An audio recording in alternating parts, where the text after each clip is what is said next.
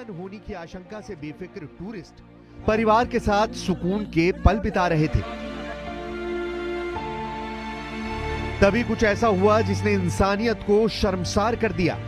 सवाल यह है कि जब सब कुछ सामान्य हो गया था तब किसी ये नागवार गुजरा। वो कौन सी नापाक ताकत है जो कश्मीर के आंसू देखकर मजे लेती है? इन तमाम सवालों के जवाब मिलेंगे एक हफ्ते पहले पाकिस्तान के सेना प्रमुख आसिम मुनीर के बयान में। It is our jugular vein. We will not forget it, and we will not leave our Kashmiri brethren in their heroic struggle, what they are waging against the Indian occupation.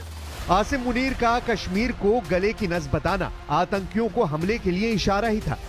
सवाल यह है कि आखिर क्यों पाकिस्तान को कश्मीर की खुशहाली रास नहीं आ रही है? हम जो आंकड़े आपके सामने रखेंगे उससे तस्वीर साफ हो जाएगी।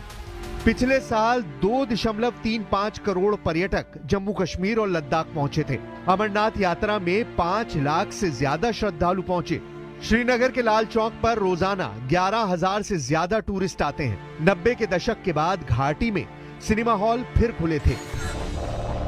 अब बड़ा सवाल, ये कौन सा मजहब है जो निहत्थे टूरिस्टों और अमरनाथ यात्रा के श्रद्धालुओं को निशाना बनाने को जायज ठहराता है?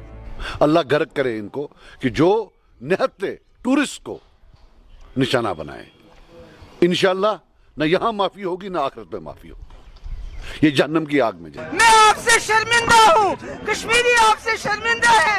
आप हमारे यहाँ आए और आपके साथ इतना बड़ा सानिया हो गया। खुद के पास खाने के लाले कर्ज तले दबा है, विदेशी फंडिंग पर पल रहा है, मगर भारत की खुशहाली देखकर उसके पेट में दर्द है। सिंध और बलूचिस्तान में अपने ही भाइयों की जान ले रहा है, पर कश्मीर का झूठा रोना रोकर दुनिया को गुमराह करना चाह रहा है पाकिस्तान।